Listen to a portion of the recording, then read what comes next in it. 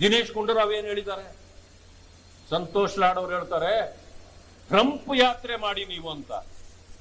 ಅರೆ, ನೀವು ಪಾಕಿಸ್ತಾನ ಯಾತ್ರೆ ಮಾಡಿ ಬೆತ್ತಲಾಗಿದ್ದೀರಲ್ಲ, ನಿಮ್ಮ ನಾಲಿಗೆಗೆ ಏನಾದ್ರೂ ಹಿಡಿತಾ ಇದೆಯಾ?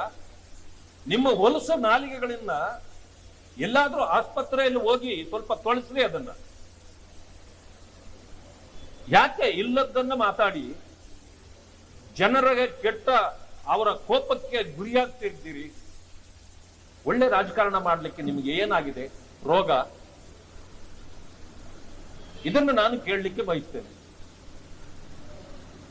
ಕಾಂಗ್ರೆಸ್ ಇವಿಷ್ಟು ಜನ ಯಾರು ಏನೇ ಮಾತಾಡಿದ್ರು ಅವರನ್ನ ಖಂಡಿಸೋದಿಲ್ಲ, ದಂಡಿಸೋದಿಲ್ಲ.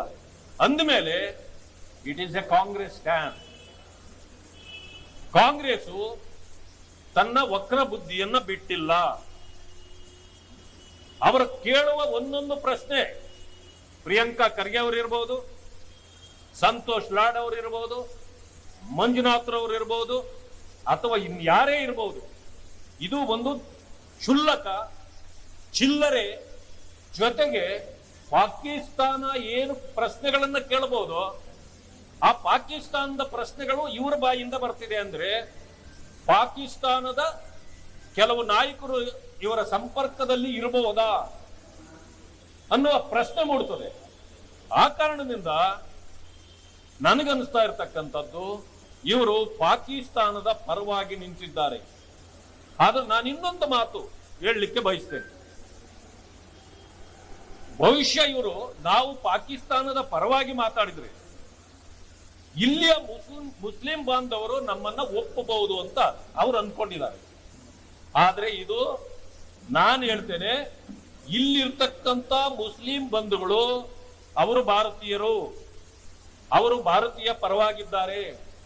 ಇವತ್ತು ನೀವು ನೋಡಿರಬಹುದು, ಎಲ್ಲಿ ನೋಡಿದ್ರು ಭಾರತ್ ಮಾತಾ ಕಿ ಜೈ ಅಂತ ಹೇಳ್ತಿದ್ದಾರೆ.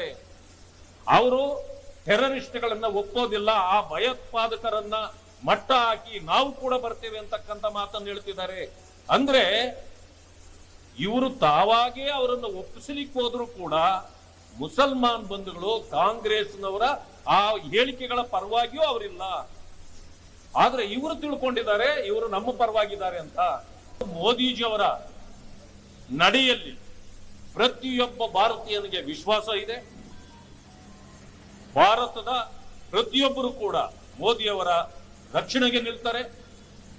ಭಾರತೀಯ ಜನತಾ ಪಕ್ಷ ಇವತ್ತಿನ ದಿವಸ ನಮ್ಮ ನಡೆಯನ್ನ ಪ್ರತಿಯೊಂದು ಕಡೆಯಲ್ಲೂ ಇವತ್ತು ವಿಜಯೋತ್ಸವವನ್ನು ಆಚರಿಸುವ ರೀತಿಯಲ್ಲಿ ಭಾರತ ಮಾತೆಯ ಜೆಂಡವನ್ನ ಹಿಡ್ಕೊಂಡು ಭಾರತ ಮಾತೆಗೆ ಇವತ್ತು ನಾವೆಲ್ಲರೂ ಕೂಡ ಗೌರವ ಕೊಡ್ತಕ್ಕಂಥ ಕೆಲಸವನ್ನ ನಾವು ಪ್ರತಿಯೊಬ್ಬ ಭಾರತೀಯ ಪ್ರಜೆಗಳು ನಾವು ಮಾಡ್ತಾ ಇದ್ದೇವೆ. ಆದ್ರೆ ಇದರಲ್ಲಿ ಮೊದಲಲ್ಲಿ ಕಲ್ಲು ಹುಡುಕುವ ಕೆಲಸವನ್ನ ಕಾಂಗ್ರೆಸ್ ಮಾಡ್ತಾ ಇದೆ. ನಿಮ್ಮ ನೀತಿ ನಿಮ್ಮನ್ನೇ ನುಂಗುತ್ತದೆ ಅಂತಕ್ಕಂಥ ಮಾತನ್ನ ನಾನು ಹೇಳಲಿಕ್ಕೆ ಬಯಸ್ತೇನೆ.